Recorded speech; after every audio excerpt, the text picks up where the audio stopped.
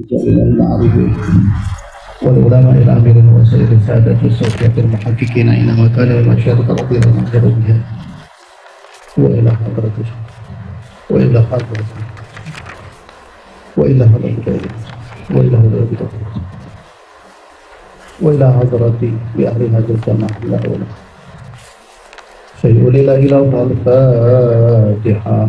أعوذ بالله من الشيطان الرجيم. بسم الله الرحمن الرحيم. الحمد لله رب العالمين الرحمن الرحيم مالك يوم الدين إياك نعبد وإياك نستعين اهدنا الصراط المستقيم صراط الذين أنعمت عليهم غير المغضوب عليهم ولا الضالين. Kita baca aurat kita seperti biasa. Bismillahirrahmanirrahim. A'udzu bikalimatillahi tammati min syarri ma khalaq. A'udzu bikalimatillahi tammati min syarri ma khalaq. A'udzu bikalimatillahi tammati min syarri ma khalaq. Bismillahirrahmanirrahim. La yadurru ma fi syai'in fil ardi wa la fis samai wa huwa as-sami'ul 'alim. Bismillahirrahmanirrahim. La yadurru ma fi syai'in fil ardi wa la fis samai wa huwa as-sami'ul 'alim. Bismillahirrahmanirrahim. La yadurru ma fi syai'in fil ardi wa la fis samai wa huwa as-sami'ul 'alim. رضينا بالله ربا وبالإسلام دينا وبمحمد نبيا ورسولا. رضينا بالله ربا وبالإسلام دينا وبمحمد نبيا ورسولا. رضينا بالله ربا وبالإسلام دينا وبمحمد ورسولا. رضينا بالله ربا وبالإسلام دينا وبمحمد نبيا ورسولا. رضينا بالله ربا وبالإسلام دينا وبمحمد نبيا ورسولا. رضينا بالله ربا وبالإسلام دينا وبمحمد نبيا ورسولا. رضينا بالله ربا وبالإسلام دينا وبمحمد نبيا ورسولا. بسم الله والحمد لله والخير والشر بمشيئة الله. بسم الله والحمد لله والخير والشر بمشيئة الله. بسم الله والحمد لله والخير والشر بمشيئة الله. يا ربنا واعف عنا وارحم الذي كان منا. يا ربنا واعف عنا وارحم الذي كان منا. يا ربنا واعف عنا وارحم الذي كان منا. يا ذا الجلال والإكرام على دين الإسلام. يا ذا الجلال والإكرام على دين الإسلام. يا ذا الجلال والإكرام على دين الإسلام. يا قوي يا متين اكف شر الظالمين. يا قوي يا متين اكف شر الظالمين. يا قوي يا متين اكف شر الظالمين. أصلح الله أمور المسلمين صرف الله شر المؤمنين. أصلح الله أمور المسلمين وصرف الله شر المؤمنين. أصلح الله أمور المسلمين وصرف الله شر المؤمنين. يا علي يا كبير يا عليم يا قدير يا سميع يا بصير يا لطيف يا خبير. يا علي يا كبير يا عليم يا قدير يا سميع يا بصير يا خبير. يا علي يا كبير يا عليم يا قدير يا سميع يا بصير يا لطيف يا خبير. يا فارج الهم يا كاشف الغم يا من لعبده يغفر ويرحم. يا فارج الهم يا كاشف الغم يا من لعبده يغفر ويرحم. يا فارج الهم يا كاشف الغم يا من لعبده يغفر ويرحم. أستغفر الله رب البرايا. أستغفر الله من الخطايا. أستغفر الله رب البرايا. أستغفر الله من الخطايا. أستغفر الله رب البرايا. أستغفر الله من الخطايا. ربي زدنا علما نافعا ووفق لي عملا مقبولا. ربي زدنا علما نافعا ووفق لي عملا مقبولا. ربي زدنا علما نافعا ووفق لي عملا مقبولا. أستغفر الله الذي لا إله إلا هو الرحمن الرحيم الحي القيوم الذي لا يموت وأتوب إليه. ربي اغفر لي. أستغفر الله الذي لا إله إلا هو الرحمن الرحيم الحي القيوم الذي لا يموت وأتوب إليه. ربي اغفر لي. أستغفر الله الذي لا إله إلا هو الرحمن الرحيم الحي القيوم الذي لا يموت وأتوب إليه. ربي اغفر لي. اللهم صل على محمد النبي الأمي الحبيب العالي القدر العظيم الجاه وعلى آله وصحبه وسلم. اللهم صل على محمد النبي الأمي الحبيب العالي القدر العظيم الجاه وعلى آله وصحبه وسلم.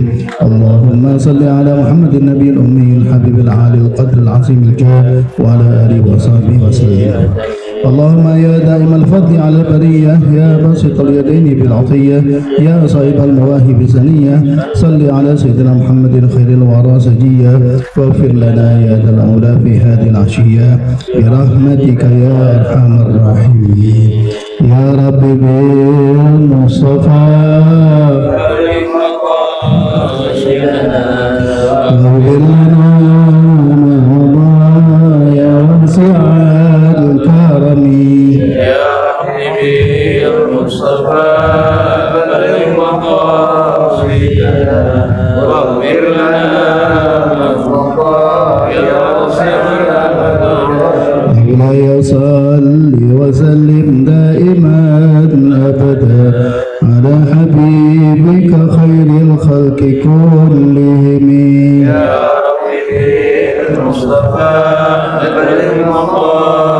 سيدنا واغفر لنا ما مضى يا واسع والحبيب الذي ترجى شفاعته لكل هول من الأهوال مقتحم يا ربي بالمصطفى بلغ مقاصدنا واغفر لنا ما مضى يا واسع الكرم اللهم صل وسلم وبارك عليه. Bapak dan Ibu sekalian rahmat Allah Subhanahu wa taala.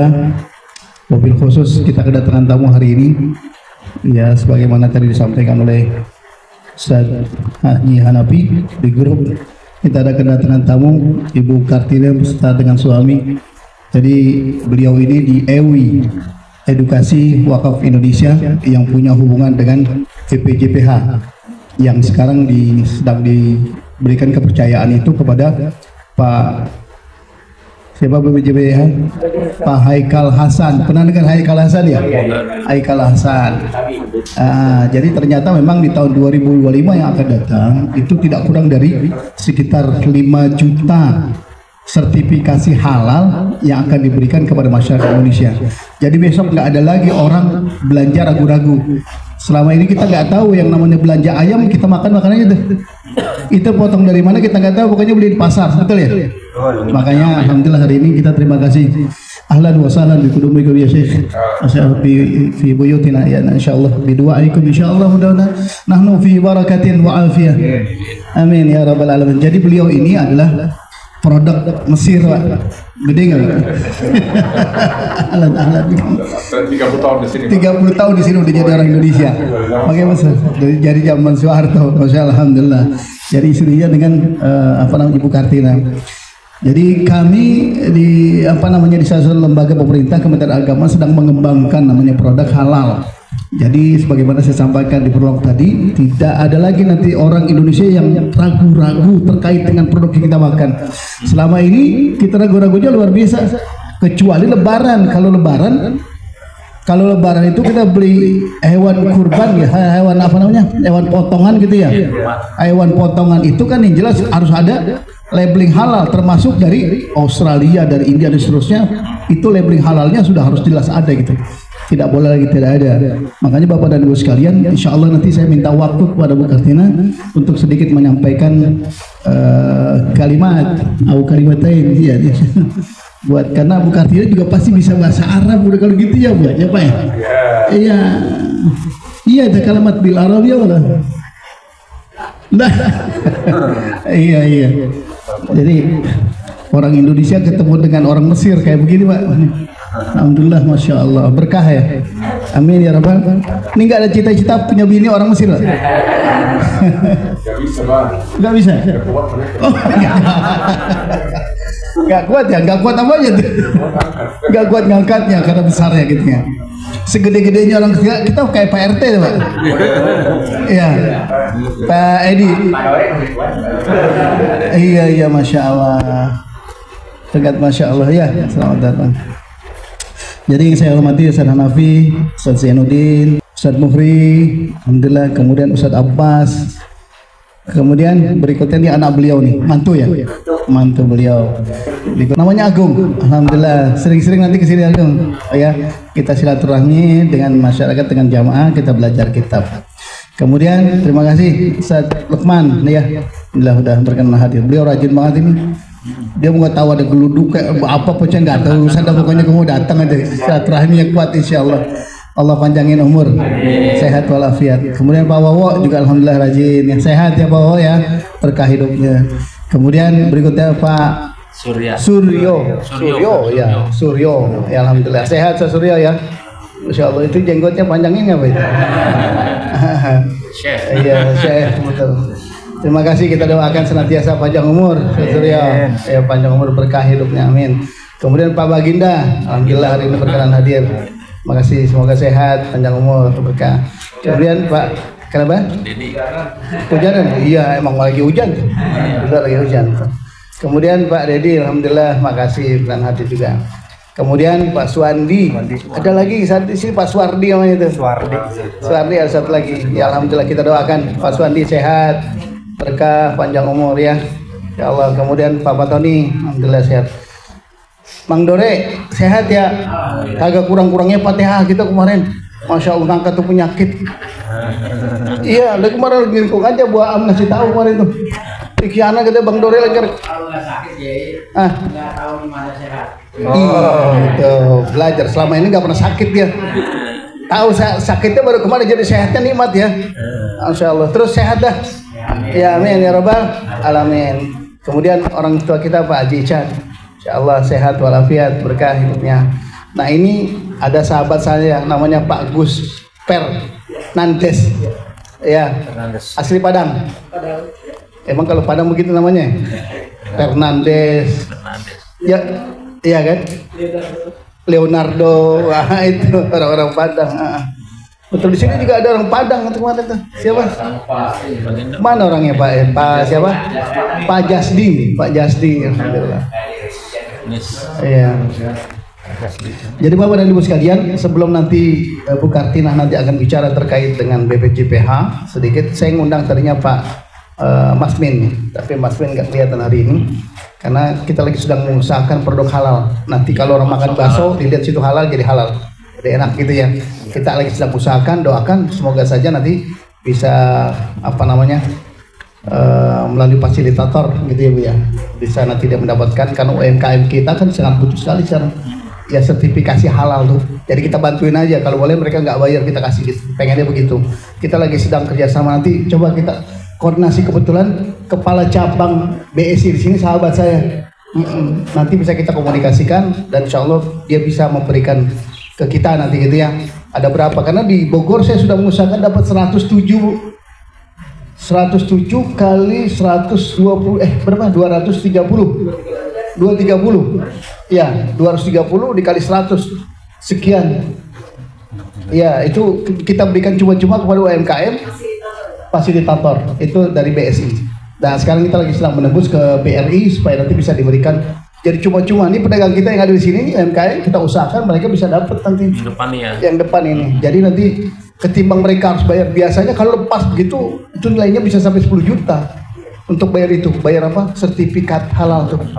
Tapi dengan kita usahakan melalui fasilitator dan nanti ada lembaga yang khusus nanti membantu kita. Insya Allah di bawah Bu Kartina, kebetulan ini beliau sebagai ketua tim dari EWI Jawa Barat. Insya Allah nanti beliau akan menyampaikan, Pak Kusmet juga nanti akan. Sedianya juga hari ini ada beberapa mahasiswa UI yang saya sudah komunikasikan, mereka mau pada datang sebetulnya karena mungkin cuacanya hujan. Dari UI, UIN sama IIKI mau hadir juga hari ini sebetulnya. Tapi nggak apa-apa, biar berkah, karena memang niat kita ngaji supaya dapat pahala ngaji. Kita ngaji dulu Pak, ya. Betul? Kita ngaji dulu. Nakra kitab suaya ya. Ayo, syukur. Qala al-mu'allif rahimahullah ta'ala wa adaman nafa bihi wa bi ulumihi amin. Bapak dan Ibu sekalian, kita lanjutkan babul adhkari ba'da shalah. Jadi pembahasan kita terkait dengan zikir setelah sholat. Kalau ini makan umum sebetulnya karena rutinitas, tapi kita harus punya dasar. Mana dasarnya? Kita baca, ajma'al ulama'u an istihbabil dzikri ba'da salati wa ja'at fihi ahaditsun katsiratun sahihatun fi anwa'in minhu muta'addidah wa nadhkuru turafan min ahammiha. Jadi Bapak dan Ibu sekalian, terkait dengan zikir. Jadi pendapat ulama, ajma'al ulama wal istihbab dzikir, bolehnya orang berzikir setelah sholat. Ini menjadi perdebatan. Maaf, ada yang zikir setelah sholat dizaharkan, ada yang ditakfifkan, betul ya? Ada yang diringankan. Jadi ada yang ini dalilnya ada. Jadi mana yang kemudian kita zaharkan? Wallahi ya nih, ba'da salat ba'da intihai salat zikir bizahar wala zikir fi ayi waqt? Ba'da al-maghrib, ba'da subuh, anam بعد الصبح bizahar ذكر في الطريق احنا شايفين عربية موتور نعم ذكر ايه بأدب التصنيع لا يعني بعد صلاة مثلا نقرأ بعد صلاة بعد الصلاة أيوه لا إله إلا الله وحده لا شريك له لا إله إلا الله وحده لا شريك له له الملك والحمد يحيي ويميت هذا بالظاهر ولا أحسن وقت لقراءة هذا نعم أول ما يصحى صلاة تهجد. tahajud. Kalau mau salat tahajud, Ayo nam. bangun jangan langsung berdiri, duduk dulu di ranjang. Angkat tangan, baca la ilaha illallah wahdahu la syarika lahu lahul mulku wa lahul hamd. Yuhyi wa yumiitu wa kullu syai'in qadir. Subhanallah walhamdulillah wa la ilaha illallah wallahu akbar. Rabbi ighfirli warhamni wahdini warda anni. Kita doa yang kita mau baru kita ini. Semua dosa kita akan terhapus. Ada di akhir lail. Haza awal ma isha salat tahajud. Awal. Jadi di awal tahajud pakai doa itu. Pas bangun. Jangan langsung berdiri. Duduk dulu. Betul. Tapi saat kumpul zikir itu dari asar sampai maghrib. Asar sampai maghrib. Asar sampai maghrib itu. Makanya dalam hadis-hadis dan sunnah Nabi Muhammad kita tidak boleh setelah salat asar tidak boleh mensalat apapun. Betul. La salat ba'da salat asar. Sampai maghrib. Naam. Illa bidzikr. Illa bidzikr. Zikir tasbih baca Quran. Ayo, naam. Jadi kalau ketemu orang Arab terjemahannya begini Pak, udah saya jadi mutarjim gitu. Ini saya juga mau jadi mutarjimnya Ibu Kartina ini. Terus kalau dia mau dalam mau dihaluk mau, cuman karena beliau sudah 30 tahun di sini, yang ngomongnya pakai bahasa Indonesia gitu ya. Saya lanjutkan. Jadi dibolehkannya zikir setelah salat. Itu banyak hadis terkait dengan bagaimana kita zikir setelah salat. Rawaina fi kitab Tirmizi, dan diriwayatkan kepada kami di dalam kitab Tirmizi an Abi Umamah radhiyallahu anhu qala qila li Rasulillah sallallahu alaihi wasallam ayyud du'a asma. Ini ada matan hadis yang di situ di dalam kitab Tirmizi itu dikatakan ini riwayatnya dari Abu Umamah yang Rasulullah ditanya ditanya Rasulullah sallallahu alaihi wasallam ayat doa asma, doa apa yang lebih cepat didengar oleh Allah. Pak Gusper, begini nih cara baca kita nih, kita belajar di masyarakat, hurufnya huruf botak gundul gini. Ini belajarnya di Mesir dulu, ayo ندرس اولا يعني في مصر يعني. ما انت عارف لا في كريم الزمن يعني. المدرسه السعودي اللي هنا كله جنود المصير. ايوه. عارف الازهر بيبعت المصير باندونيسيا حوالي ايوه. جنود الازهر دستور اندونيسيا لسنين gratis. نعم مجانا. ايوه. Kita lanjutkan lagi. Ditanya qila li Rasulillah sallallahu alaihi wasallam, Rasul ditanya ayat doa asma, doa apa yang cepat dijawab oleh Allah Subhanahu wa taala? Qala jawful laili al-akhir. Kapan doa yang kita hantarkan pada saat kita tahajud sepertiga terakhir? Qumil laila illa qalilan nisbahu aw inqus minhu qalila aw zid alaihi wa ratilil qur'ana tartila. Itu yang disampaikan oleh Allah. Jadi sepertiga terakhir itu dibacakan pada saat akhir itu ya, kemudian doa lebih cepat didengar. Makanya Pak, saya pesan kepada kita sekalian bahwa salat itu nggak perlu kita tahajud 11 rakaat, kalau 3 witir 8-nya seperti biasa, nggak usah. Karena kalau itu membuat capek buat kita, lebih baik seperti kemarin saya katakan, sholat taubatnya 2 rakaat, tahajudnya 2 rakaat, hajatnya 2 rakaat, selesai, sudah, tinggalin, nggak usah pusing-pusing. Setelah itu nanti kita nggak usah jadi bikin rumit, tapi istiqomah. Ahabbul a'mali indallahi atwamuha wa in qalla. Jadi sedikit tapi terus konsisten. Istiqomah, makanya belajar sini sedikit tapi istiqomah, dikit-dikit dapat gitu ya. Insyaallah itu kata Rasulullah, qala jawful lailil akhir, di sepertiga terakhir tuh. Wa duburu salawatil maktubati, qala, dan setiap selesai orang melaksanakan ibadah salat apa aja? Zuhur, asar, maghrib, isya, subuh, selesai. Fi kulli duburi salawat, setiap selesai melaksanakan ibadah salat. Itu doa kita sebanyak-banyaknya kita doa. Sekalipun ada doa yang ada anjuran dalam Al-Qur'an katakan begini, fa idza qudiyatis salatu fantashiru fil ardi wabtagu min fadlillah. Sekalipun itu Jumat selesai udah langsung bubar. Tapi Rasulullah berpesan, jangan dulu bubar. Kalau habis sholat tuh kerjakan ada beberapa doa yang penting. Saya lanjutkan. Warwaina fi sahihayil Bukhari wa Muslim, karena ada dua maka disebut sahihayi al-Bukhari wa Muslim. An Ibnu Abbas radhiyallahu anhuma qala kuntu a'rifu inqidha salati Rasulillah sallallahu alaihi wasallam bitakbir. Wa fi riwayati Muslim kunna wa fi riwayati fi sahihayhima an Ibnu Abbas radhiyallahu anhuma anna raf'as sauti bidzikri hina yansarifu an-nasu minal maktubati kana ala ahdi Rasulillah sallallahu alaihi wasallam. Ya, kita lanjutkan. Anna raf'as sauti bidzikri hina yansarifu an-nasu minal maktubati kana ala ahdi Rasulillah sallallahu alaihi wasallam. Ternyata Bapak dan Ibu sekalian, ya ternyata ini Rasulullah setiap selesai fi kulli duburi salawat itu beliau selalu apa? Membaca zikir-zikir seperti yang kita baca. Apa disarankan? Nanti ada istighfar 3 kali istighfarnya, ya istighfar seperti yang disarankan oleh Rasulullah SAW. Jadi mengangkat suara dengan zikir ketika orang sudah selesai dari melaksanakan ibadah salat maktubah, maksud zuhur, asar, maghrib, isya, subuh, gitu. Karena ala itu juga dikerjakan pada zaman Rasulullah. Jadi Ustaz Abbas nanti kalau melihat orang ada yang cuman memang nanti terjadi perdebatan. Perdebatannya itu adalah ketika seseorang selesai sholat apakah kemudian harus dijaharkan atau tidak. Ternyata belakangan Rasulullah itu menggambarkan, ini sahabat yang menjelaskan. Rasulullah pada awalnya dalam rangka memberikan penjelasan kepada jamaah, kepada umat selesai sholat dizaharkan la ilaha illallah wahdahu la syarikalah. Itu diambil oleh ulama sampai dengan hari ini. Ketika mereka menyelesaikan ibadah salatnya dizaharkan la ilaha illallah wahdahu la syarikalah lahul mulku wa lahul hamdu wa ala kulli syai'in qadir. La ilaha illallah la syarikalah lahul mulku wa lahul hamdu wa ala kulli syai'in qadir.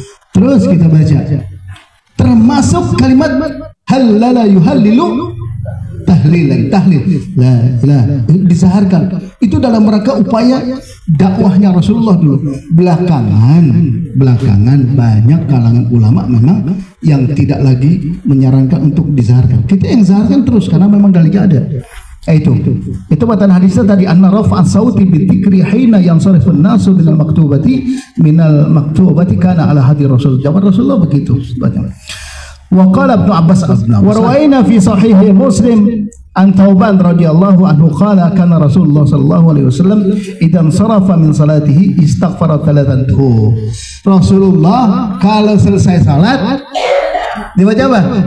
Istighfar 3 kali. Astagfirullahaladzim, kita nama itu astagfirullahaladzim alladzi la ilaha illa huwal hayyul qayyum wa atubu ilaihi. Kalau Naksabandian namain tambahin la ilaha illallah wa la syai'a astagfirullahaladzim li wali, tambah yang terakhir itu 3 kali yang tadi istighfar tadi ditambah terakhir li wali walidayya wali ashabi wa qiyalaya wali jami'il muslimina wal muslimat. Itu nih hadisnya ada, makanya kalau orang protes nggak boleh zaharin, gimana ceritanya tuh?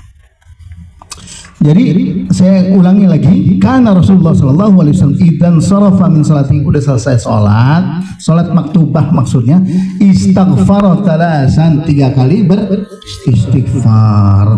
Wa qala Allahumma antas salam, selanjutnya dibaca apa? Allahumma antas salam wa minkas salam tabarakta ya dzal jalali wal ikram. Jadi kita baca Allahumma antas salam wa minkas salam tabarakta ya dzal jalali wal ikram, itu baca. Jadi setelah selesai salat kita baca, jadi jangan buru-buru Allahumma lantas jalan. Biasanya begitu ya, orang kalau udah selesai Allahumma lantas jalan karena nggak ada tuntunan. Siapa bilang nggak ada tuntunan? Ini An Ibnu Abbas, itu saudara kita lagi, An Ibnu Abbas tadi. Ya, jadi saudara kita Ustaz Abbas ini wah luar biasa, sahabat saya lama. Ya. Gangguan syaitan. Iya. Jadi kita harus, kalau misalnya ada gangguan syaitan ke sesuatu di sana, auzubillahi minasyaitonir rajim. Auzubillahi minasyaitonir rajim. Dalam salat juga gitu. Ayo. Jadi jangan malu kalau ada gangguan syaitan ke dunia, auzubillahi minasyaitonir rajim. Ala tul. Ada masalah itu. Dalam salatnya. Ayo, jadi kalau beliau bilang di dalam sholat itu sholatnya kita, kalau ada gangguan biasanya pikiran Allahu Akbar. Aduh, tetangga mau jual rumah kagak jadi. Gitu kan. nggak jadi. Buru-buru kalau kata beliau, auzubillahi minasyaitonir. Biasanya orang kita ini hasil istihadnya ulama Indonesia. Kalau orang kira-kira dia ragu nanti mendapatkan sholat atau diganggu oleh syaitan, buru-buru kita baca apa? Rabbi a'udzubika min hamazati syaitan, atau baca surat An-Nas, Qul a'udzu birabbin nas. Itu sebelum sholat. Biasa orang kita begitu. Supaya kenapa? Jauh dari gangguan. Allahu Akbar, ya hafalan luntur lagi. Ini apa namanya? Tulab kita, insyaallah luar biasa. Barang hilang bisa ingat. Kalau istri hilang nggak ingat ya. Kemudian qila lil Auza'i, kemudian Auza'i juga ditanya juga, wa huwa ahadu ruwatil hadis. Beliau adalah salah satu perawi hadis. Ditanya, kaifal istighfar, bagaimana cara istighfarnya dibaca? Kan kita tahu, saya dulu istighfar apa? Kalau Nabi Yunus apa? Nabi Yunus apa artinya? La ilaha illa anta subhanaka inni kuntu minal zalimin. Kalau Nabi Adam apa? Rabbana zalamna anfusana wa illam taghfir. Sementara Al-Auza'i ditanya, beliau adalah salah satu perawi hadis. Apa kata istighfar yang mesti kita baca kayak apa? Kaifal istighfar. Jadi qala taqul astaghfirullah. Astagfirullah, gitu dah. Cukup yang namanya istighfar, gak perlu ditambah lagi dengan yang lain. Kalau kita kan biasa suka nambah astagfirullahaladzim, alladzi la ilaha illa huwal hayyul qayyum wa atubu ilaih. Karena kalau mengacu pada Rasulullah, salat Rasulullah saja, rukuknya, doanya itu doa ruku bagaikan beliau membaca suratul Baqarah, surat An-Nisa. Iya, jadi bukan karena Rasulullah salatnya beratus-ratus rakaat begitu, enggak begitu. Jadi salatnya karena kenapa? Lamanya tadi dia baca ayat yang pertama pakai suratul Baqarah, yang kedua surat Ali Imran. Ada yang mampu kita di sini? Ini orang-orang ahli salat semua kelihatannya. Ya. Kemudian ketika ruku dan sujud, doanya itu panjang waktunya bagaikan beliau membaca surat apa? Al-Baqarah, surat Ali Imran, surat An-Nisa dan seterusnya. Bapak dan Ibu sekalian, mungkin itu sementara, nggak banyak kita bahas. Yang kita inginkan hari ini sekedar 5-10 menit, 15 menit boleh nanti. Jadi karena kita ada program hari ini, kedepannya sebagai saya ulang kembali bahwa Kepala Badan BPJPH Indonesia Pak Haikal Hasan diberikan mandat oleh Presiden untuk memberikan 5 juta sertifikat halal kepada UMKM. Nah, beliau ini, Ibu Kartina, akan membentuk tim dari semua unsur. Apa namanya, Bu? Bukan tim, apa namanya, Bu? Leader. Apa namanya? Ya, tim halal. Tim halal akan dibentuk. Nanti ada kompensasinya. Makanya banyak kemarin yang ikut hadir waktu saat kita di kantor ya, Bu ya. Itu dari apa namanya? Dari ada ustadz, ada guru ngaji, ada segala macam ya. Yang hadir, yang mereka ikut sama-sama. Dari mahasiswa juga. Nah, ini banyak mahasiswa, Bu. Itu mahasiswa kolot yang di belakang. Tapi udah hafal semua nih belakang, tuh luar biasa. Iya. Jadi Bapak dan Ibu sekalian, rahmat Allah Subhanahu wa taala, insyaallah ada manfaatnya hari ini. Ya. Kalim syaya qalil khamsa daqaiq. Ayat atau jihad ya.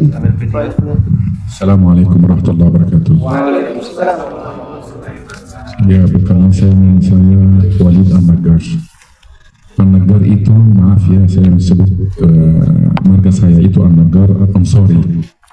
Ansari ini dari kakek Nabi Muhammad Abdul Muttalib. Dari asal usul kita dari Madinah Munawwarah. Jadi Habib beneran nih, Habib beneran.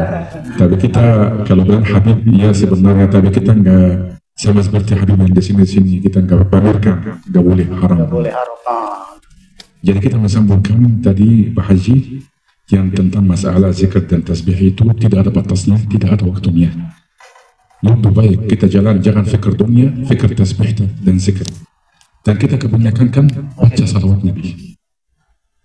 Jadi ada salah satu sahabat bertanya Nabi Muhammad, saya berapa lama harus membaca salawat Nabi? Mampu berapa? Sejam? 2 jam? 3 jam? Sebanyak mungkin silahkan membaca salawat Nabi. Makin membaca salawat Nabi, makin dosa kau menghapus, makin urusanmu akan lancar. Jadi jangan batasnya. Jangan menfikir doanya yang kita menghafal doa yang keluar dari hati lebih baik dari doa yang keluar dari buku. Jangan menarahkan kepada manusia untuk meminta sesuatu. Maaf, di sini orang Indonesia paranormal lah, inilah, itulah, inilah, jangan. Kita bilang apa? Ta'akilha wa tawakkal. Ya, bukan tawakul. Jadi tawakal ini tawakal Allah, percaya sama Allah akan rezeki kita tangan Allah, bukan tangan manusia. Tapi kalau tawakul itu artinya, cerita sedikit ya. Sayyidina Umar bin Khattab setiap masuk di masjid lihat ada anak muda di masjid 24 jam. Mintanya, kau punya istri? Iya. Kau punya suami, punya anak? Iya. Makan dari mana? Dari Allah. Memang semua dari Allah. Tapi Allah bilang apa? Is'a ya abdu wa ana as'a ma'ak. Artinya harus kita jalan salatnya di dunia, berusaha. Bukan kita jalan sekarang ada telepon, ada handphone, ada ini kan. Kita jalan salatnya di dunia dan percaya kepada Allah, rezeki kita gak akan kemana-mana. Jangan takut rezeki kita hilang, jangan takut harta kita hilang, jangan takut nggak dapat apa-apa. Pasti rezeki kita ada. Tapi kita tetap berdoa. Jangan Allah nggak terima doa saya. Allah Subhanahu Wa Taala makin sayang sama orang, makin mensiksa dia, makin menderita dia. Karena senang kita berdoa. Allah mengambil sama Jibril. Kalau kasih dia, nanti dia akan berdoa saya lagi. Tapi Allah bilang apa? Ya biar aja deh, aku senang dengar doa hamba saya. Makin kabul ini salat tahajud. Seperti tadi Pak Haji bilang, usahakan walaupun 2 rakaat tahajud. Usahakan itu, kenapa? Ini luar biasa. Membuka rezeki, membuka surga, mendosa-dosa semua hilang. Ya, dan kita harus kebanyakan salat nawafil. Sunnah, kenapa? Karena sunnah ini waktu kiamat insya Allah hisab kita akan menggantikan salat-salat yang kita tinggalkan atau yang kita diabaikan atau yang kita enggak benar salat kita. Jadi nawafil ini mengganti kita. Ya, selalu berzikir. Jangan menfikir rezeki tangan orang atau takut sama manusia, sama-sama manusia. Jangan. Kita sama-sama hidup di bumi bersama, tapi hormatin. Kita jangan benci sama orang Yahudi, orang Kristen, orang apa. Nabi Muhammad SAW kan berdagang sama orang Yahudi, berdagang sama ini. Kita jalan sesuai agama kita. Jangan melanggar. Tapi kita nggak boleh bilang sama orang Kristen, selamat ulang tahun, selamat ini, Idul Fitri, Idul Adha, seperti kita nggak boleh. Haram. Jangan berbasa-basi demi kelancaran sesuatu di dunia. Tapi jangan lupa ini kita semua hidup di dunia ini untuk akhirat. Amal kita. Jangan bilang panjang umur di dunia, karena panjang umur ini di akhirat. Di kubur kita. Bukan di dunia. Dunia semakin kita hidup sebentar. Jadi Nabi Muhammad SAW kalau kita mengkuburkan orang, jangan langsung pergi. Kita harus duduk berdoa orang itu sampai seperti kita lagi potong unta sampai kulitkan sampai potongkan. Kenapa? Karena orang yang kita dikuburkan baru lagi dihisab. Kita harus nunggu kurang lebih 1 jam untuk mendoa mayitnya biar Allah Subhanahu Wa Taala mengkasih ini. Dan satu hal lagi, sedekah. Sedekah ini wa iza aradtum albir anfiqu mimma tuhibbun. Artinya apa? Bukan artinya uang aja. Coba Bapak punya baju yang udah nggak pakai, udah kecil, tapi bagus. Bapak suruh istrinya cuci, dikasih minyak wangi, digosok, taruh di meja. Saya mensedekahkan ini ikhlas wajillah. Ada makanan yang Bapak suka, walaupun tempe tahu, suka. Suruh istri bikin sedekah. Bukan artinya sedekahnya cuma uang, enggak, apa aja. Bicara baik-baik sama orang itu sedekah apa? Jadi hal-hal yang kecil-kecil ini tapi menambahkan untuk amal kita ke akhirat. Ya, dan jangan lupa zikir itu kapan aja, di mana aja, kecuali kamar mandi nggak boleh. Ya, dan sekali lagi, jangan digantung diri kepada orang untuk masalah rezeki atau masalah ke depan seperti apa, ke depan tangan Allah. Ya, seperti Allah bilang, Allah Subhanahu Wa Taala bilang, saya sudah mencipta dunia dalam 6 hari. Apa sulit buat saya kasih kamu makan dan minum? Ya kan? Benar enggak? Allah mencipta dunia. Semua harta punya Allah. Allah enggak masukkan kasih kita makan. Tapi Allah meminta kita seperti apa? Niat kita apa? Hati kita apa? Ikhlas kita apa? Ya? Jadi kita harus benar bagaimana bantu orang. Jangan menfikir diri kita sendiri. Fikir orang. Makin mengeluar sedekah, makin menambah rezeki kita dan amal kita. Sekali lagi mohon maaf kalau ada kata-kata yang tidak sempurna atau tidak baik. Dan Pak Haji luar biasa menjelaskan Al-Azkar dari Syria, itu ya bukunya. Syria. Syria. Syekh Muhyiddin. Syekh Muhyiddin. Ya luar biasa itu juga. Jadi mudah-mudahan ini bermanfaat buat kita semua ya. Ya, terima kasih banyak. Wassalamualaikum warahmatullahi wabarakatuh. Waalaikumsalam warahmatullahi wabarakatuh. Masya Allah, segitu aja buat kita luar biasa. Ternyata yang dimaksud dengan selama ini berkembang sebut dengan Habib, orang banyak mengaku dan seterusnya, beliau nggak mau. Ternyata beliau ini asalnya Madinah. Atau min Madinah orang. Tapi kita belum ke Mesir zaman Fatimiyah dulu. Fatimiyah betul. Jadi ternyata beliau ini keturunan asli Rasulullah Sallallahu Alaihi Wasallam. Jadi ini yang dimuliakan seperti ini maksudnya gitu, yang nggak pernah mengaku-ngaku diri sebagai seorang. Beda dengan yang sekarang ini. Iya. Kalau nggak diundang nggak datang. Betul ya?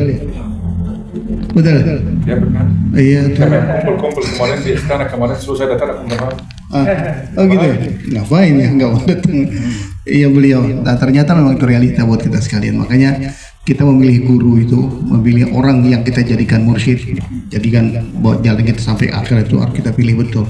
Jadi nggak semuanya orang kita bisa jadikan guru, karena hati-hati juga kalau nggak punya sumber betul asli dia dari mana dan seterusnya, belajar di mana dan seterusnya, karena akan membawa kita kepada jalan yang dimana kita tuju. Jangan sampai kita jalan yang sebetulnya kita mau sampai kepada Allah dengan surganya, nggak sampai ke situ karena sebab apa? Kita ketemu dengan guru yang tidak pada pantasnya, tidak punya keilmuan, betul ya? Makanya kita bersyukur pada nih pada tulab al-hikam. Ini banyak mahasiswa al-hikam ya Syekh. Ini al-hikam. Ini dari seluruh Indonesia. Jadi aktaruhum yakni hafizin yakni ala 30 juzan Al-Quran. Alhamdulillah masih khuf الحين. كتير pesantren dلوقتي عندنا sesak. Jadi kita harus berhati-hati. Betul harus berhati-hati berhati-hati dengan komunis Pak. Jadi usul-usulnya ke Cina komunis Pak. Jadi harus berhati-hati. Betul, jangan sampai kemudian salah. Seperti apa? Sekarang Bapak dan Ibu sekalian, terima kasih banyak. Berikutnya adalah kita berikan kesempatan kepada Ibu Kartina terkait dengan kalau di depan Pak Haikal biar saya yang ngomong, gitu. Tapi kalau sekarang biar Ibu yang ngomong, kita dengarkan. Kepada yang terhormat Ibu Kartina, faliyatafaddali masykuran. Assalamualaikum warahmatullahi wabarakatuh. Waalaikumsalam warahmatullahi wabarakatuh. Bapak-bapak, ibu-ibu, alhamdulillah kita dipertemukan di sebuah majelis yang insya Allah bertebaran malaikat. Amin. Majelis ilmu. Terima kasih Pak Haji, kita sudah diundang di acara pengajian sore ini. Jadi temanya adalah sebenarnya Indonesia ini mau menuju pusat industri halal dunia. Karena kita tahu bahwa Indonesia ini adalah negara terbesar Muslim nomor 2 setelah Pakistan. Tapi per hari ini, jadi market terbesar itu adalah negara-negara OKI. Negara OKI itu negara Islam. Ada 57 negara anggota OKI, ya, sebagai importir produk halal dunia. Dan Bapak Ibu tahu siapa eksportir terbesarnya yang masuk ke negara OKI? Ada yang tahu? Cina di urutan nomor 1, kemudian India, Amerika, Prancis, ada Turki, teman kita sesama Muslim di urutan nomor 6, dan Indonesia berada di urutan nomor 9. Ya kan? Jadi negara-negara Muslim dunia ini menantikan kehadiran Indonesia. Gitu.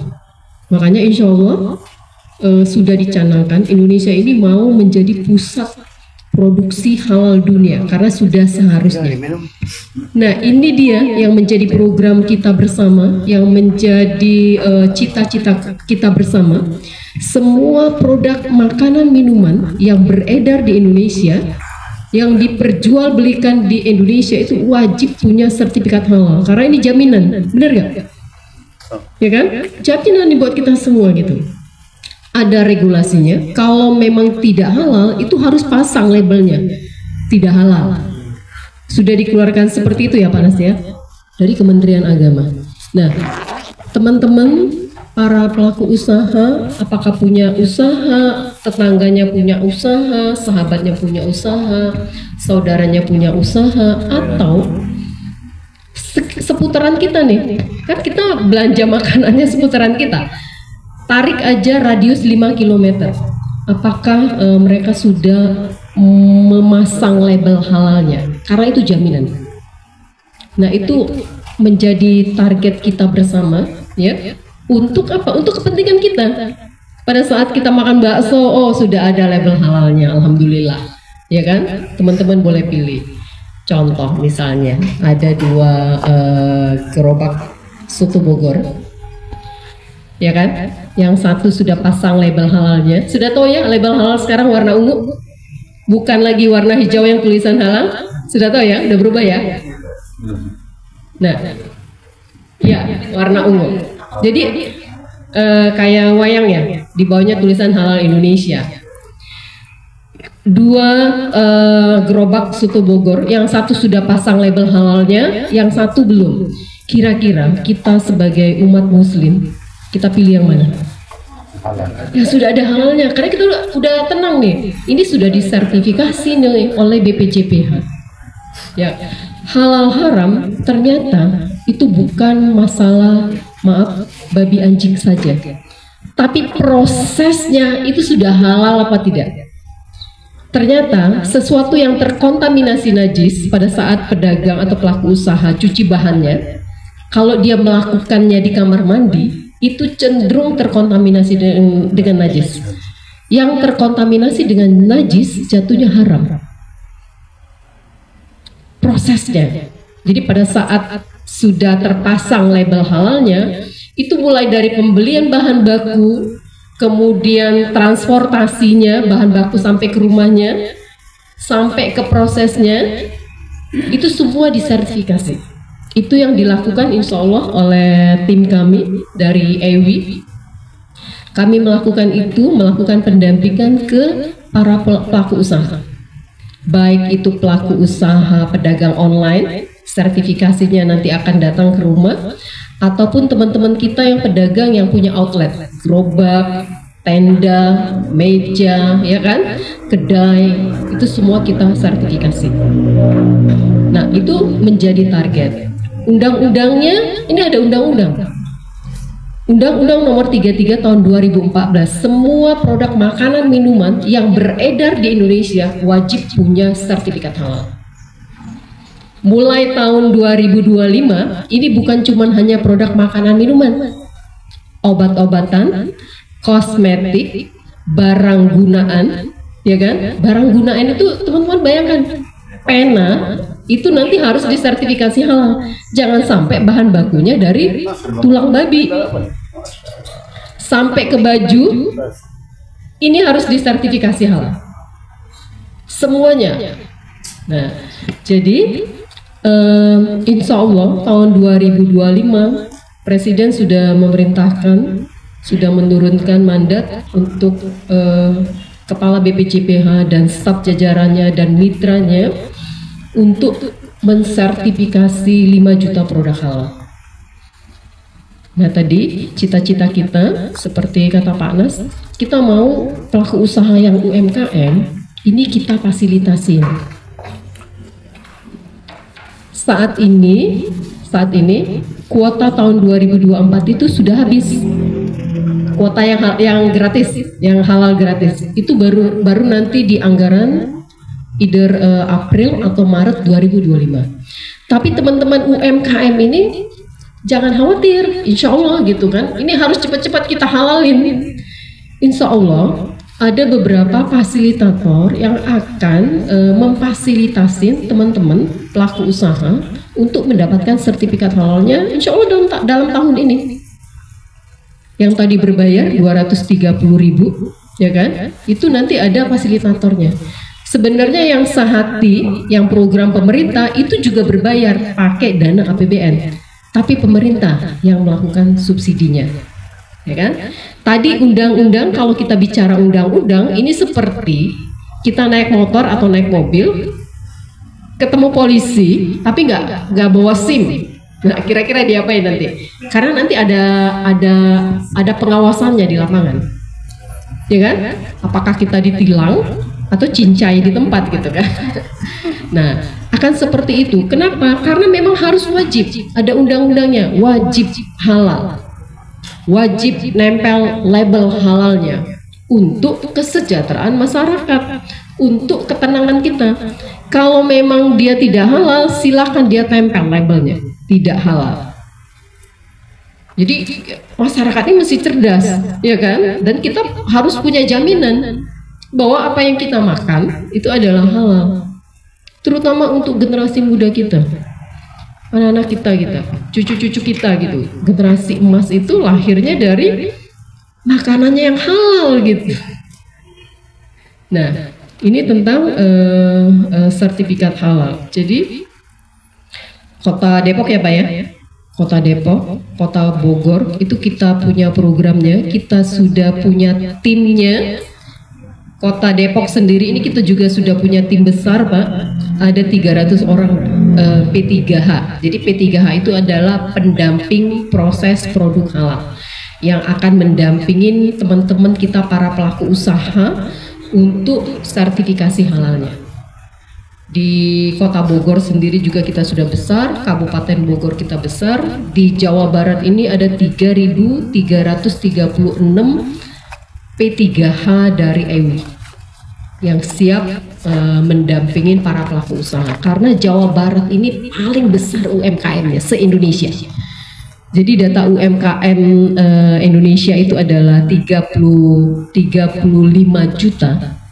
50%-nya adalah pelaku usaha makanan dan minuman UMKM. Jawa Barat menduduki urutan nomor 1, baik itu pelaku usaha maupun UMKM ataupun sertifikat halal yang sudah terbit, dan timnya juga sudah sangat besar karena Jawa Barat memang menjadi target. Indonesia secara keseluruhan nanti lahirnya itu dari Jawa Barat. Bayangkan Kota Depok, semua pelaku usahanya kalau teman-teman lihat itu sudah menempelkan label halalnya, akan menjadi kota halal gitu. Ya kan? Kalau sudah lihat label halal udah tenang, karena itu melalui proses sertifikasi. Label halal itu unik, punya dia sendiri karena di bawahnya ada ID number. Jadi pada saat di scan atau ID-nya dimasukin, akan keluar nama usahanya dia, produknya apa saja. Jadi tidak sembarangan dia nempelin, karena dia sudah melalui uji sertifikasi. Nah itu terkait halal. Kalau mau bertanya, kita tanya jawab saja, monggo, welcome. Karena yang step kedua adalah, ini kita nih, tadi targetnya kan sampai ke semua lapisan seluruh masyarakat gitu kan, makanya kita butuh tim besar. Jadi kita punya satu divisi, nanti di bawah koordinasi Pak Haji, kita punya tim besar ya, yang isinya itu para penyuluh agama, mahasiswa, ibu rumah tangga, para karyawan, ya kan, yang dia bisa mendampingin proses produk halal masyarakat di sekitarnya. Jadi ini adalah dalam rangka mensukseskan program pemerintah, tapi para pendamping pelaku usaha ini ada benefitnya nanti, ada kompensasinya. Jadi dari setiap pendampingan satu sertifikat halal itu, pemerintah akan bayar 150.000 dari setiap sertifikat halal yang terbit. Tidak ada jam kerja, tidak perlu ngantor dari jam 8 pulang jam 5 sore, karena kerjanya digital semua. Datanya juga dimasukkan di website Kementerian Agama, itu by online. Jadi yang mahasiswa ini peluang gitu, boleh dilakukan kapan saja, ya kan? Kayak input data itu kapan saja, 24 jam. Nah ini yang kita mau. Jadi saat ini di seluruh Indonesia total P3H itu baru 108.000 orang. Kecil atau kecil banget. Sementara target kita 35 juta UMKM.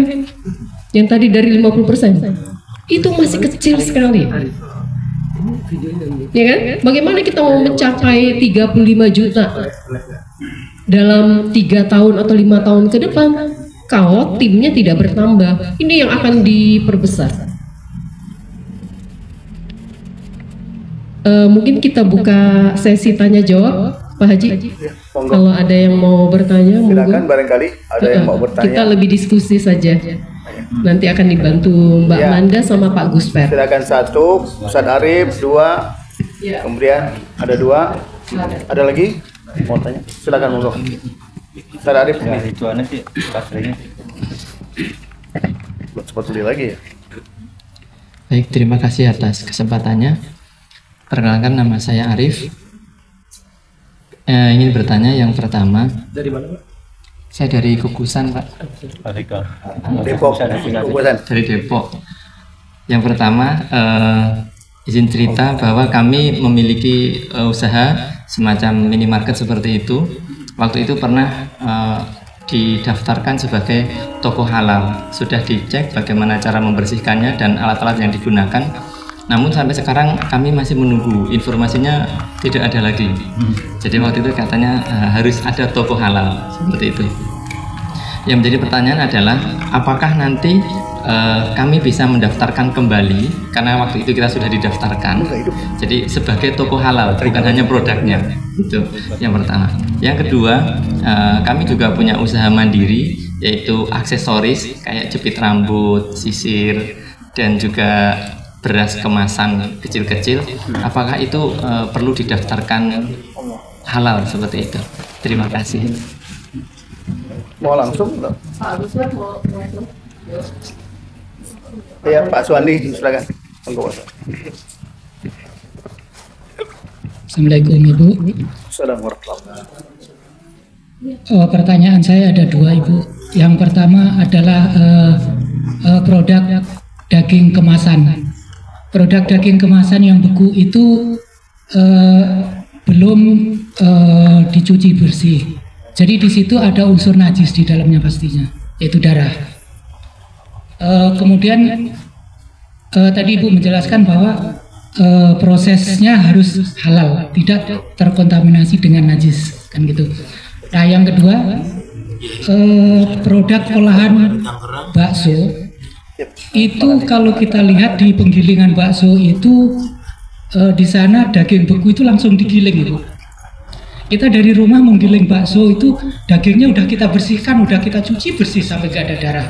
Nah di sana seperti di depan kita yang menggiling itu daging beku tadi, otomatis kita kena daging yang tidak dibersihkan tadi. Terima kasih Ibu. Ada lagi yang lain? Mungkin langsung. Di penggilingannya ya Pak ya? Iya. Udah aja.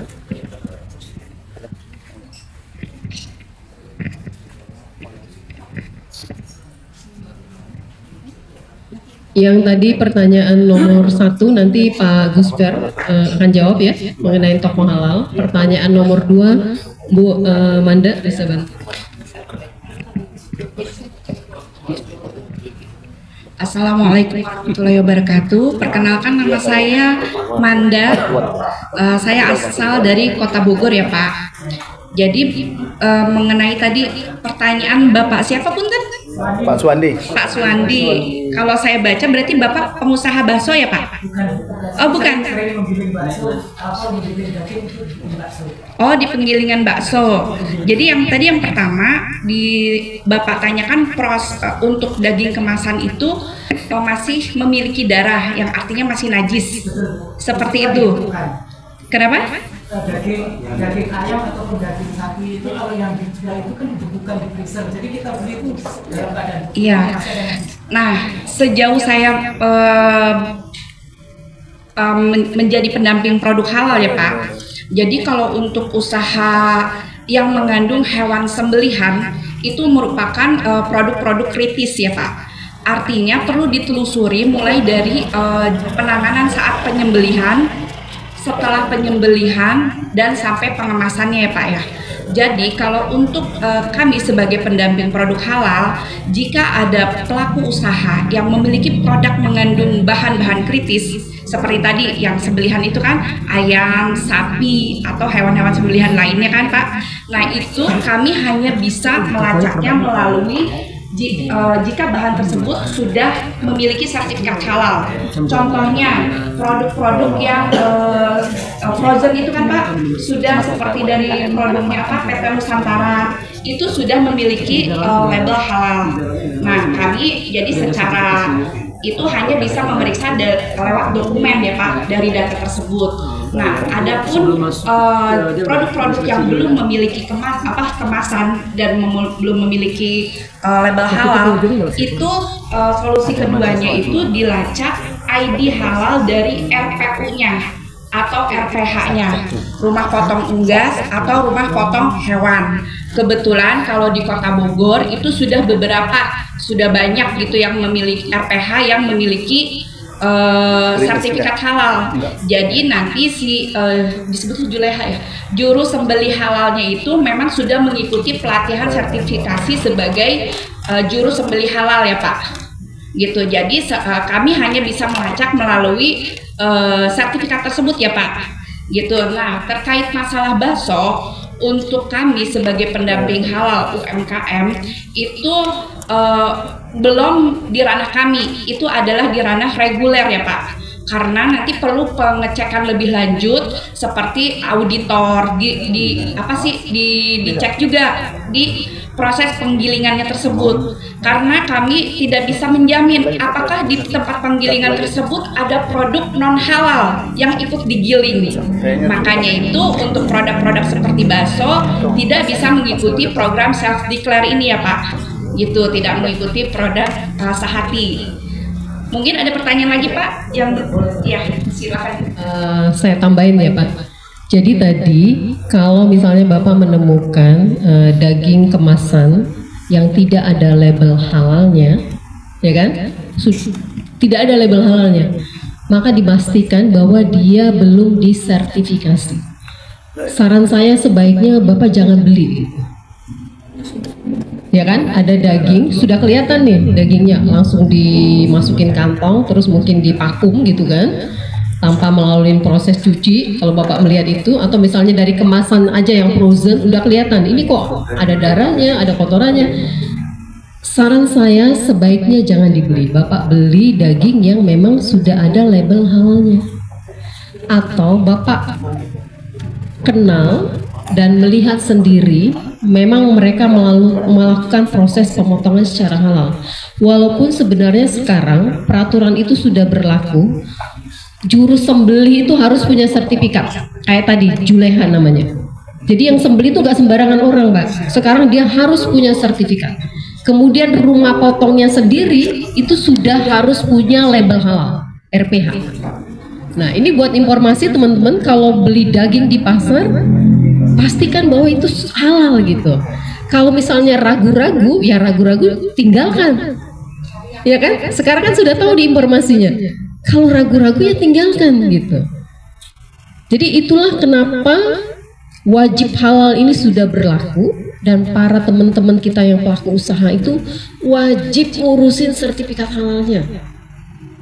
Nah ini akan menjadi program kita bersama, ya kan, EWI, kemudian Kementerian Agama. Malah insya Allah kita akan carikan, itu kan berbayar ya, jadi sertifikat halal ini ada dua. Satu Self Declare, itu adalah program pemerintah gratis yang dibayarkan oleh dana APBN untuk para pelaku usaha yang omset per tahunnya masih di bawah 500 juta.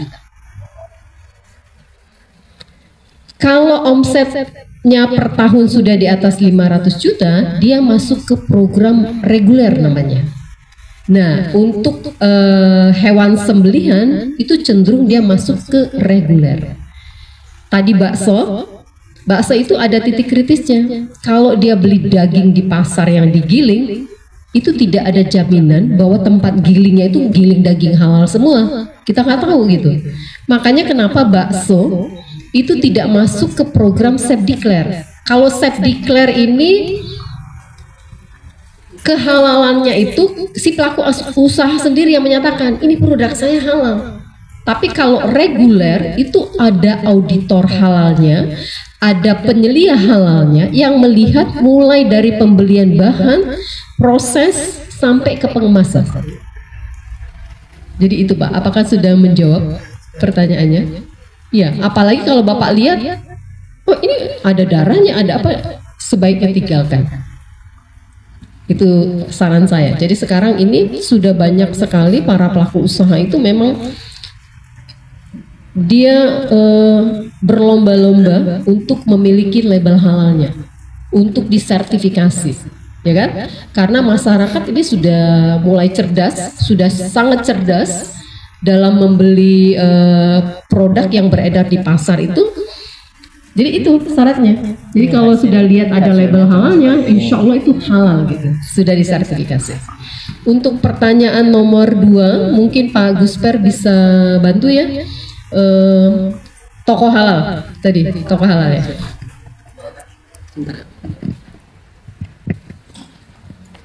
Boleh kirim saya nanti itu ya. Assalamualaikum warahmatullahi wabarakatuh. Ya. Tadi saya tadi pertanyaan dari Pak Arif ya, pemilik toko halal ya. Nama toko apa? Al-Hikam. Al-Hikam. Oh oke. Ada hubungan sama pesantren? Satu. Oh masih satu. Oke siap. Ya. Jadi tadi pertanyaan dari Pak Arif tentang toko halal ya, yang produknya itu diantaranya adalah ada yang produk-produk seperti produk minuman ya, termasuk produk-produk titipan dari UMKM ya, seperti makanan, termasuk kue-kue juga, kue-kue basah ya dan kue kering. Oke. Nah, jadi sebenarnya untuk sertifikat halal ini itu merujuk kepada produk ya. Jadi yang kita sertifikasi adalah produknya. Jadi bukan toko secara keseluruhan ya. Nah, jadi semua produk yang ada di toko itu nanti dipastikan memang sudah ada sertifikat halalnya. Nah, seperti minggu kemarin saya ada ikut pelatihan online dengan LPPOM ya, lembaga pemeriksaan makanan dan obat-obatan ya Bu ya, yang ada di Bogor ya, LPPOM Bogor pusat ya. Nah jadi sekarang ada istilahnya itu hotel ya, hotel halal ya, hotel halal atau restoran halal. Jadi hotel itu boleh mencantumkan logo di depan hotel itu, hotel ini sudah, restoran di hotel ini semuanya udah halal. Itu artinya ketika semua makanan yang disajikan ke tamu-tamu ya, mau itu muslim atau non muslim, itu semuanya sudah halal. Tapi ketika di dapurnya di restoran itu masih campur makanan halal dan tidak halalnya, nah maka hotel itu tidak boleh mencantumkan logo halal di depan, di lobinya atau di restorannya, seperti itu. Nah jadi balik lagi ke toko halal ini, untuk sekarang 2024 ini pemerintah masih fokus ke makanan, lebih fokus ke produknya ya. Jadi belum fokus ke toko secara keseluruhan seperti itu. Oh ya silakan Bu.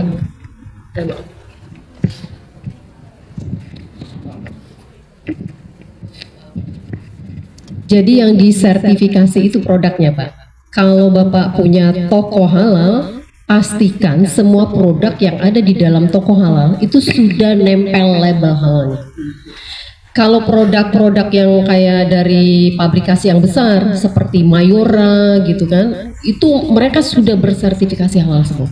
Jadi kalau Bapak jual makanan atau minuman kemasan, sekarang itu mereka sudah nempelin label halalnya Pak. Kayak minuman apa? Bicola ya, Bicola ya, ada kayak Coca-Cola gitu, tapi Bicola itu dia sudah ada label halalnya, berarti itu sudah halal gitu. Jadi pastikan, karena judulnya udah toko halal kan, pastikan isinya itu sudah berlabel halal semua. Untuk teman-teman UMKM yang menitipkan produknya di sana, mereka bisa urus sertifikasi halalnya. Sekarang Pak, menjadi persyaratan utama kalau teman-teman mau jual di marketplace, Shopee, Lazada, TikTok itu wajib sudah punya sertifikat halal. Nah, apalagi Bapak yang judulnya udah toko halal, berlakukan itu. Silakan titipkan barangnya di sini, boleh jualan di sini, tapi pastikan dia sudah punya label halalnya. Itu. Ada pertanyaan lain? Bismillahirrahmanirrahim. Assalamualaikum warahmatullahi wabarakatuh. Iya, nama saya Baginda. Satu pertanyaan terkait masalah sertifikasi produk halal. Ini bagaimana kita bisa mengetahui kalau satu produk itu dinyatakan halal tanpa auditor? Artinya begini, Bu. Contohnya misalnya kita makan bakso. Hari ini bakso itu menunya itu dibuat dari daging sapi. Tapi besoknya dibuat dari daging kodok gitu. Sementara dia sudah tercantum label halalnya. Nah, kita bagaimana memastikan kalau memang selamanya produk itu halal? Sebagai masyarakat, apa tindakan kita? Mungkin itu aja, Bu.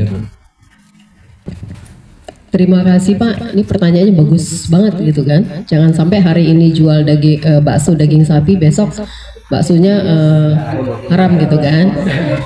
Jadi kalau warung bakso ya kan, atau kafe atau kedai makanan, pada saat disertifikasi Pak, dia harus listing apa saja yang dia jual.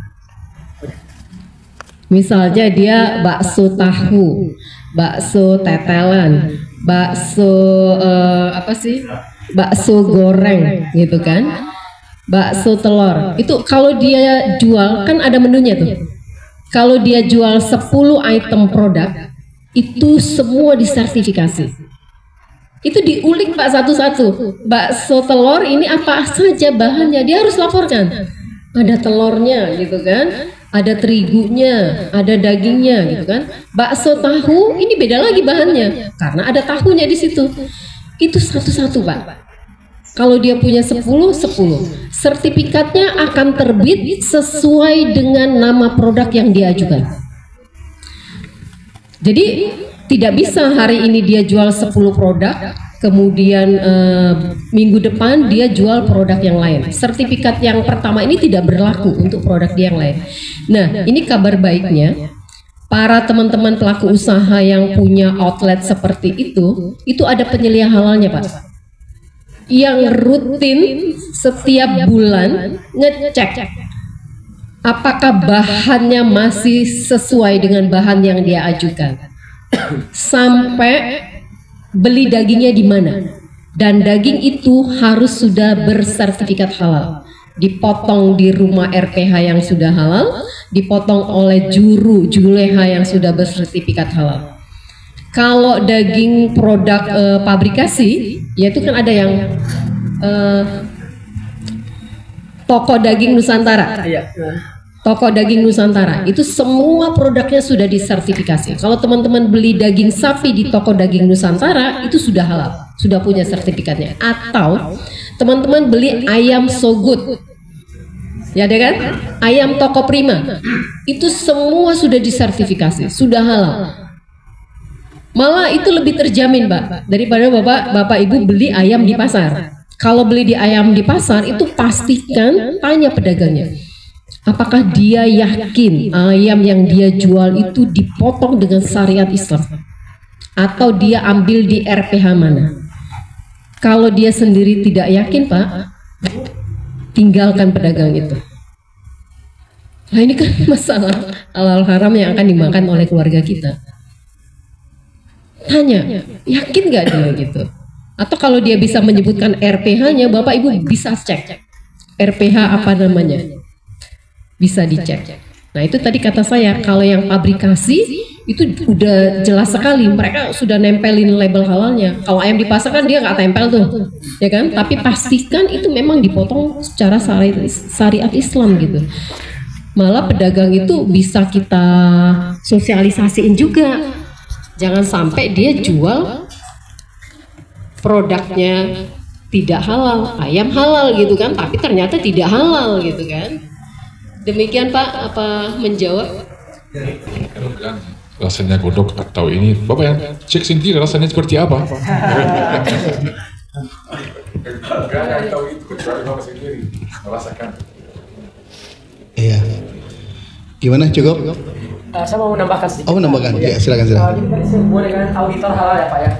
Jadi ada namanya pelaku usaha, terus ada namanya ya. Jadi dalam penentuan sertifikasi halal itu ada beberapa pihak yang terlibat ya Pak. Yang pertama ada pelaku usaha ya atau pedagang ya. Terus yang kedua ada penyelia halal. Penyelia halal itu adalah orang yang tahu ya, yang menjamin 100% dari A sampai Z, memberikan garansi kalau semua bahan-bahan dan prosesnya itu adalah halal ya. Itu bisa jadi dari karyawannya, bisa jadi dari saudaranya yang ada di toko tersebut. Nah, terus yang ketiga ada namanya auditor halal. Auditor halal itu adalah pihak ketiga dari lembaga independen yang tidak bisa diganggu gugat. Ya, misalkan itu dari LPPOM MUI, atau ada namanya dari Surveyor Indonesia, Sukovindo. Dia itu kita nggak bisa disogok Mbak. Jadi memang kita nggak kenal dengan orangnya. Terus kita pengajuan lewat aplikasi setelah bahan-bahan semuanya lengkap. Nah, mereka datang visit. Mereka akan mengaudit semuanya. Apakah memang pengajuan dari pelaku usaha itu semua bahan-bahannya udah ada sertifikat halalnya belum? Seperti tadi ayamnya sumbernya udah benar belum? Terus tepung marinasinya kalau orang jualan chicken ya. Terus minyaknya pakai minyak apa? Apakah minyak curah dan sebagainya, termasuk berasnya. Nah, jadi semuanya akan diperiksa oleh auditor tadi. Dan dari hasil audit itu nanti kalau ada temuan nanti baru akan di cross check ya. Kalau ini harus direvisi atau memang ini sesuai dengan SOP, sesuai dengan manual ya pengajuan dari penyelia halal tadi. Tapi kalau tidak sesuai berarti harus ada yang diperbaiki. Misalnya tepungnya ternyata nggak ada kode tepung curah misalnya kan. Atau kalau orang dagang kue mungkin kok ini bulbennya impor nih, masih ada gelatin-gelatinnya misalkan. Atau nih kok pedagang kue kering nih kuasnya masih dari kuas babi gitu kan, dari kulit babi kan, dari bulu babi, ada ini dari bulu unta atau dari bahan sintetik dan sebagainya. Jadi semuanya prosesnya, produknya termasuk juga bahan-bahannya itu harus ada kode halalnya. Kalau ada satu yang nggak ada halalnya harus diganti dengan produk yang sudah ada ID halalnya, seperti itu. Jadi tentang auditor tadi itu lembaga independen ya Pak ya, seperti itu tambahan. Iya, Bapak dan Ibu sekalian, kalau kita mau ngobrol panjang terkait dengan BPJPH dan seterusnya dan apa progres setelah program-programnya, memang butuh waktu dan tempat secara khusus gitu ya. Tapi saya berharap mudah-mudahan dari 5 juta itu masuk ke self declare Bu ya, biar nanti anggaran APBN itu yang mengucurkan.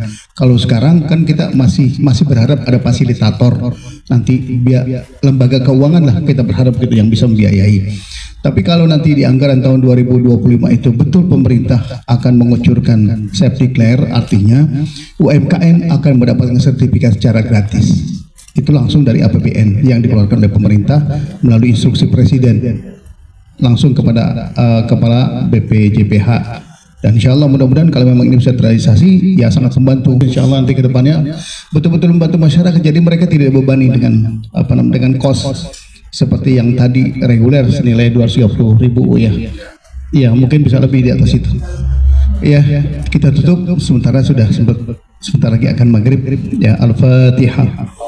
A'udzubillahi minasyaitonir rajim. Bismillahirrahmanirrahim. Alhamdulillahirabbil alamin arrahmanir rahim maliki yaumiddin. Iyyaka na'budu wa iyyaka nasta'in shiratal mustaqim shiratal ladzina an'amta 'alaihim ghairil maghdubi 'alaihim waladdallin. Amin.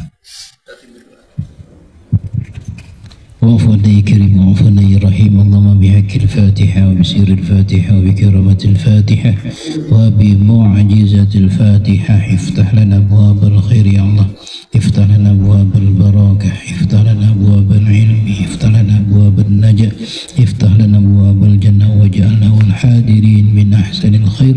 لولا سبحان ربك رب العزة عما يصفون وسلام على المرسلين الحمد لله رب العالمين. Assalamualaikum warahmatullahi wabarakatuh. Jadi saya berharap nanti ke depannya mudah-mudahan yang hadir di sini bisa jadi tim kita di P3H Bu ya. Makanya kita lagi sedang menggarap mempetakan nanti insya Allah. Mudah-mudahan kalau memang ini bisa betul kita coba lakukan. Ya kita harus berkoordinasi. Semoga saja 35 juta ke depan yang kita harapkan itu bisa kita tarik gitu ya melalui EW-nya kita ya. Nah, terima kasih. Saya pikir cukup ini saja. Insyaallah mudah-mudahan kita semua selalu dan senantiasa dalam lindungan Allah Subhanahu wa taala. Terima kasih. Wallahul muwaffiq ila aqwamit thoriq. Wassalamualaikum warahmatullahi wabarakatuh. Silakan di